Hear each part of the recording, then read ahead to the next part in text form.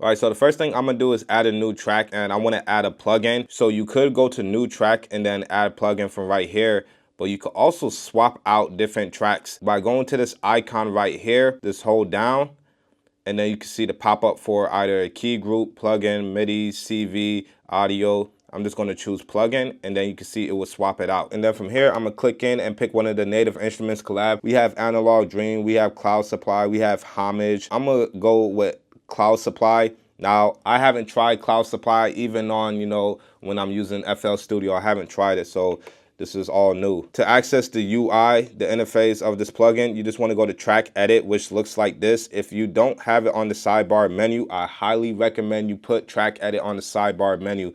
It just makes your workflow a lot smooth. And you could just copy what I have on my sidebar menu, because trust me, these are the main options you're going to be using. But if you can't find Track Edit, just go to menu and find it right here or on the next page. So with Track Edit, we're able to see the UI of everything. We could just test out some of the sounds.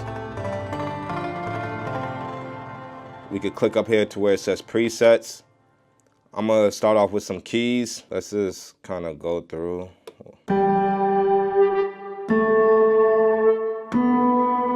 Okay, this one doesn't sound bad. What I'm gonna do is just go to main so I can go to pad perform. Now there is a quicker way you could get to pad perform, and all you have to do is shift and 16 levels and you'll pop up into pad perform. Go to one of my favorite keys, which is F sharp minor. I'm gonna actually hold down on shift, and right here you can see different chords. So I could just click 1, 3, 5, and you will see that it will go to chords. So it's just a quick shortcut. So let me just break this down of what this means, because some of you guys probably learned chord codes. And like I said, I don't really like for people to learn this way, because later on in the line, it can start getting confusing. But long story short, 1, 3, 5 is not the minor chord like you guys probably know from the chord code charts or stuff like that, and 1, 4, 5 is not the major. 1, 3, 5, all it means is just the triad form. So that could be both major or minor. So if I was to be in the key of F sharp minor, it's going to play the minor, it's going to play the diminished G sharp, and then A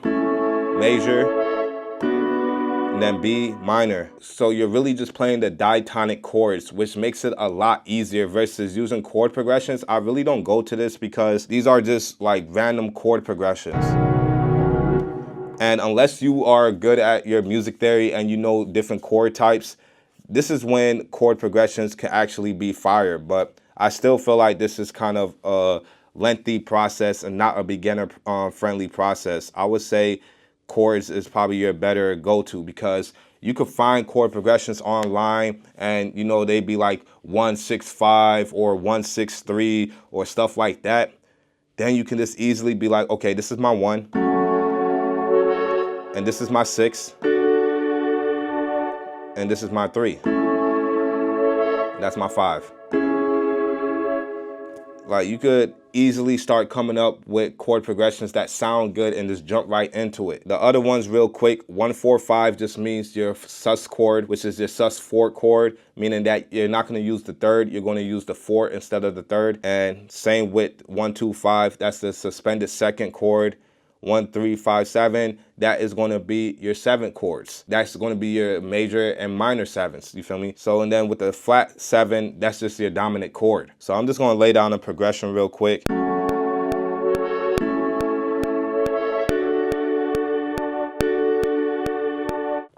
So go to the grid view. So right off the bat, keeping it simple, I'm not having my chord progression sound so crazy like, I'm not doing all of that, because remember, you want to leave space for the artist. And depending on what kind of genre you're in, then, you can kind of get away with like, but that's not trap. That don't even sound like trap. That sounds like very happy and very melodic. It could probably be a house kind of beat. So different genres have different structures. And right now, I'm just going to move over these notes to the end. A quicker way is actually just to go to TC.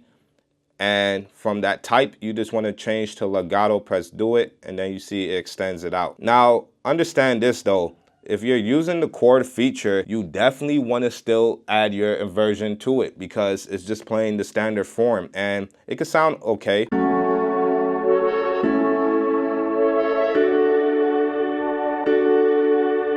But anytime you're messing with keys, you want to like relay it back to how you would actually play it on a piano. Now you can actually play it like this on a piano, but for those that play piano, we all know like we're going to be using inversions. So the quick way to think about this, if you're not a piano player, is that look at common notes. So in F sharp minor and A major, a common note is C sharp. We want to have that C sharp still be aligned with this C sharp from F sharp minor. So then we could bring down this E and we could go to transpose, bring down this E all the way down here. And then from up here, a common note from D major and F sharp minor is the F sharp. So we could bring down this A, we could highlight both of them, bring down this A to right here.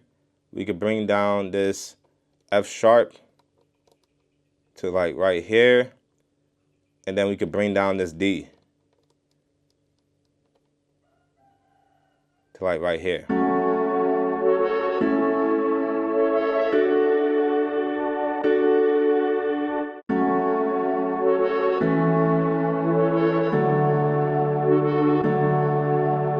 Let me know in the comments which one you think sounds better, but I think we could all agree that using inversions is just going to sound a lot better.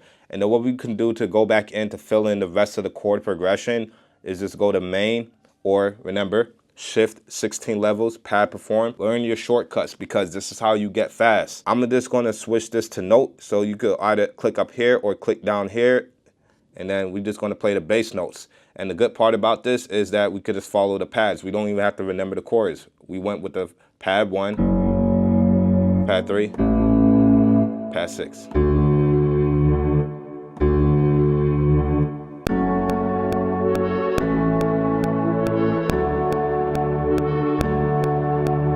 Now we have the D's right here. Edit the end. Nudge this over a bit. Edit the end. Just edit those ends. We could use TC again, but you know, sometimes in the middle of a workflow, you're just gonna probably go with something a bit faster. Now, I did like when the F sharp and the A was a bit more up, so I'm gonna actually put these back up a bit to up here.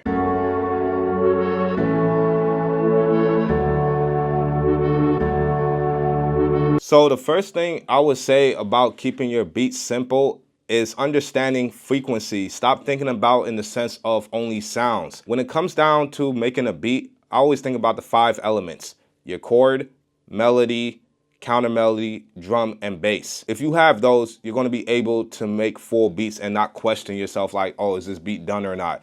But don't just judge it by these 5 elements, also judge it by frequencies. You see that I'm taking care of the low end, and I'm taking care of the mids. And I don't have it spread out too far where it just sounds like 2 complete different sounds either. So this is more cohesive.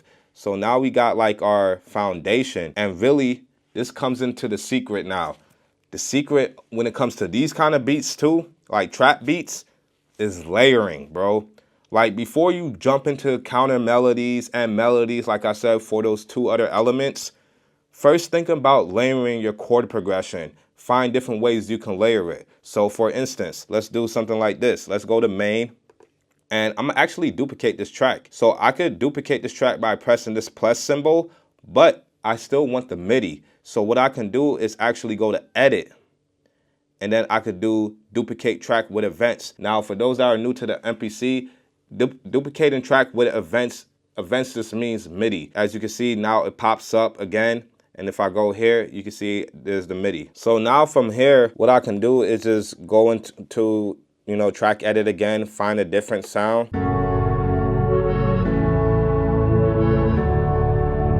So Dude gives it a more bass and airy vibe, but we already have bass and we're gonna also add more bass. So what I actually wanna do is just go into grid view and just get rid of some notes.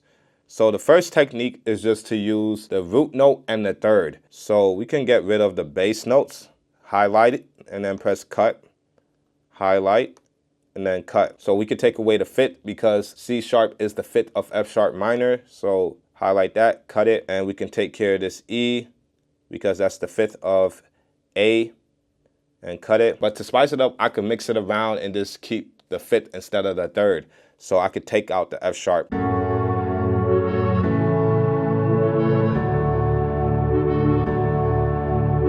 So what I want to do is, I don't want these notes to be that close together. So remember, we already have notes taking up that frequency with the chords from before. So we just always want to like start spacing out things from here on out. So I can drop down this F sharp to this F sharp, and I could drop down this A to this A. And let's hear that.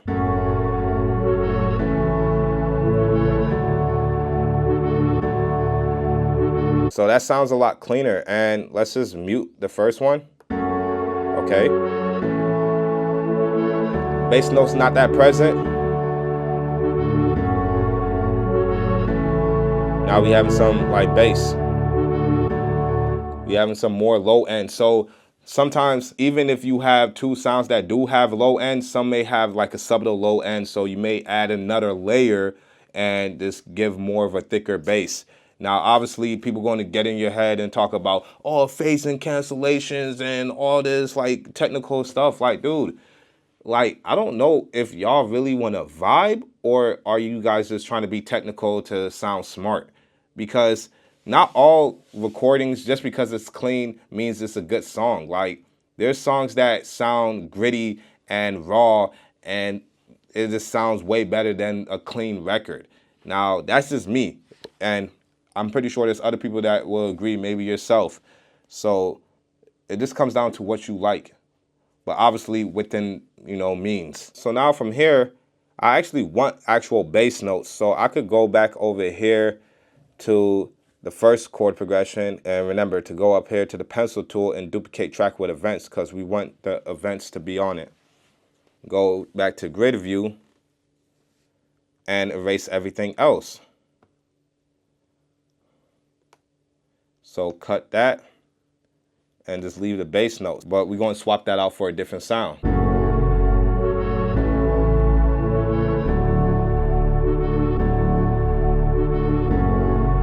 That sounds cool. I wish the bass extended a bit further. I just like that texture of the bass, and it don't matter if it's not long enough, because at the end of the day, I'm still at 808s and I'm still at the drums. You're not going to even really hear that. And I will also be carving out some of the low end.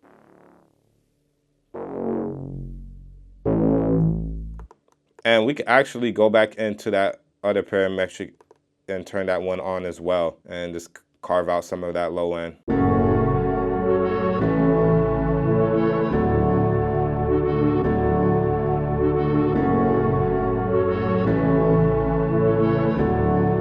Already, you're getting a vibe. You don't have to just jump into the melody so quick. And then from here, what I'm gonna do is add in another layer. The only reason why I'm thinking about layers right now is just going back to what I said, the frequency. Once you start filling in those spaces, you will realize you don't need too much movement, because if you have too much movement, this is what really gets rappers to not want to rap on your beat. If you're just adding hella melodies because you feel like you need to fill up space, then they're not gonna really have room to really do their thing and be more melodic.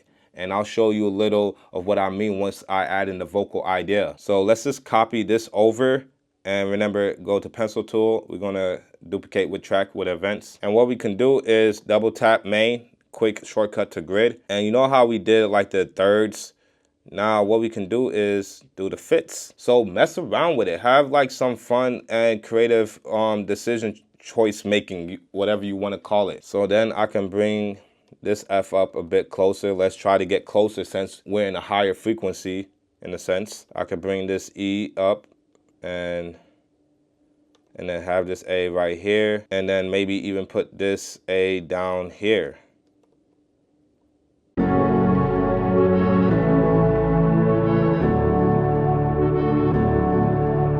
So just to show you already, this is like setting the tone. Like, I could just hear drums in the 808 already on this without the melody. And this is how you know you're moving in the right direction, where you already coming up with ideas and melodies of your own. Keep running with that. And honestly, I would even go as far as to say is once you have something like this laid out, go to the drums right away. It's been a long time coming, but I'm not scared of nothing, cause I'm not dead yet. I'm not dead yet. Long time coming, but I'm not scared of nothing, cause I'm not dead yet. I'm not dead yet. I'm not dead. On the ground, gotta pick up my head. All the blood in the tears that I shed. Have you ever lived life on the edge? Yeah, I was losing my mind, I was ready to jump. You ain't been by my side, it was was all just fun. When you coming outside, better come with a gun.